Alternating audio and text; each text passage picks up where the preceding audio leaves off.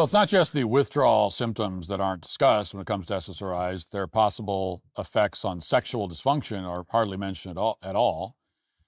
This is from a recent panel in Washington featuring a Vanderbilt student who says that SSRIs chemically castrated her. They don't really tell you about this side effect. Watch. Yeah, so I'm living with a condition called post-SSRI sexual dysfunction. Sexual dysfunction is one of the most common and reliable side effects of SSRIs. In fact, 50 to 70% of all patients taking these will have sexual side effects. What patients are not warned about is that these side effects can be permanent long after you stop the last drug dose. And PSSD is not just low libido, it is a full nervous system injury in which you lose total sexual function neurologically through essentially nervous system damage. So the hallmark symptom of PSSD is genital numbness. Yes, like complete loss of sensation in your genitals. For me, I clearly hate to talk about this, but my clitoris is completely numb as if it's the back of my elbow. I have no sensation internally. I'm 23 years old.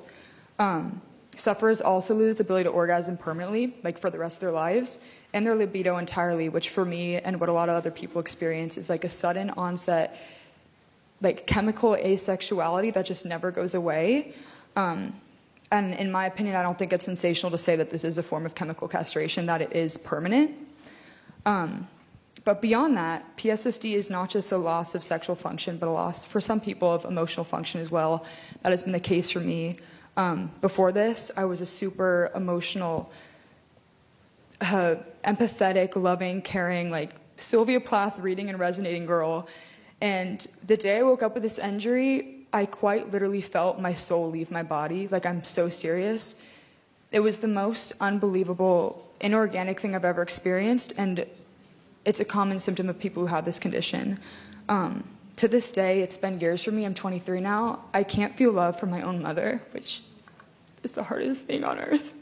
I can't feel connection or love for my friends, or even pleasure in music, which was the bane of my existence. I was a songwriter since I was a child. It was my outlet.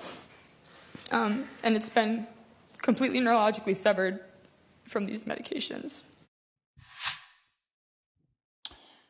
Now, when I looked into this, I mean, it's a totally tragic story, and there are many, many like this, and it's absolutely infuriating